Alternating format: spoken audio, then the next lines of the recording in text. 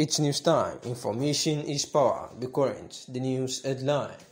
Oni, what Buhari told me about Sunday Igbo. The news in full. The Oni of Ife, or Jaja, too, had actually said that President Muhammadu Buhari at the time said that the activist of Yoruba Nation, that is Sunday Adeyemo, popularly known as Sunday Igbo, should stop using lawless attempts to agitate whatever is nursing. According to Oni, when he met the President Muhammadu Buhari over Sunday Igbo's matter, Buhari was informed of the reasons for Igbo's agitation, and in his reaction, Buhari said that Igbo needs to calm down and be patient.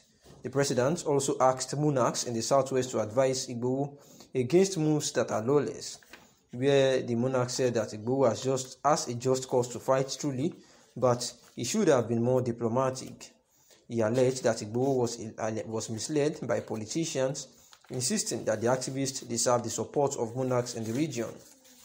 He said on his part, he has forgiven Igbo and already working on how to get him freed from detention in Benin Republic. He heard that the Yoruba Nation agitators needs to consider dialogue, and also appealed to President Muhammadu Buhari as well that there is need to use dialogue in settling the insecurity and all the mayhem from the self-determination agitators. Therefore, the right group expressed consternation that since July, that the leadership of the IPOB was allegedly kidnapped by the Nigerian government from Kenya and brought back to Nigeria to continue his trial for an alleged treasonable felony for his role in the championing the campaign for self-determination in the southeast of Nigeria. The elected leaders of the southeast of Nigeria, that is the Igbo-speaking nationality, have yet to concretely convince the president to ban the IPOB and remove a reunion tag of being a terrorist group slammed on the self-proclaimed unharmed IPOB. Uriwa said that instead of opting for peaceful negotiations and the adoption of non-kinetic steps by the federal government to douse the rising tension created by the detention of the leader of the IPOB, Mazi Nnamdi Kanu, the federal government and the southeast governors have largely adopted bellicose and confrontational military strategies to confront a situation that could have been resolved through peaceful and constructive means.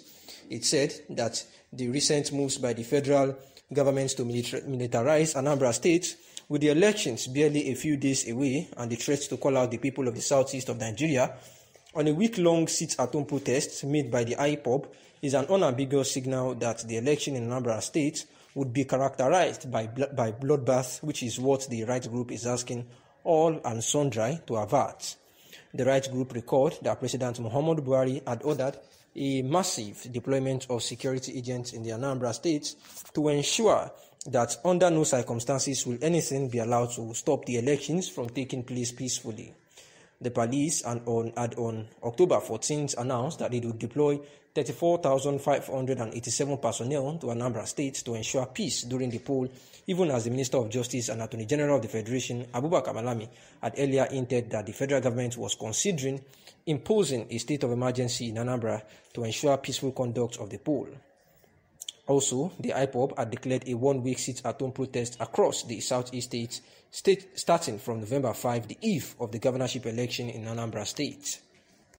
Also, the INEC had said that its commission is prepared. The commission had so far recruited and mobilized about 25,000 ad hoc staff that would man the 5,720 polling units in the southeast.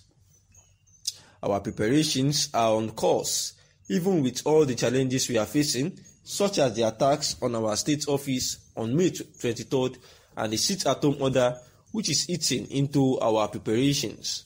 But we are doing our best to ensure that we overcome these challenges, and we can only urge the public to remain law-abiding in order to achieve the desired electoral success in the state, he said. The Apex Igbo Sociocultural Group had therefore appealed to the indigenous people of Biafra to revisit their declaration of a sit-at-home order for the 1 week during which the Anambra State governorship election will hold. The chairman of African Democratic Congress, Ralph Uke Umosu, feared that there may be not an election or there would be a flawed election. I heard the federal government has sent some security operatives to invade the southeast, and you ask why? Where we have serious security challenge, the northeast, northwest, Kaduna, etc. You pulled the security personnel away from there, and you are taking them to Anambra for an election where there is supposed to be order, but the federal government is causing the disorder. The attitude of the government is causing serious disorientation of how a society should be. The federal government must sit down and dialogue with IPOB leaders to do things right. The southeast is clean and does not pose any security threat to the nation. Rather, the people in the villa are deliberately promoting chaos by their unjust ways and inability to manage the diversity in the country. He added that the way the federal government is handling Nnamdi Kanu's case, an IPOB issue, is not right. The federal government must try to align with the policy principles while pronounce people who are agitating against some ills in the society terrorists. That is wrong. This detention of Nnamdi Kanu, whose purpose does it serve? For me, the federal government is doing something that is fundamentally wrong.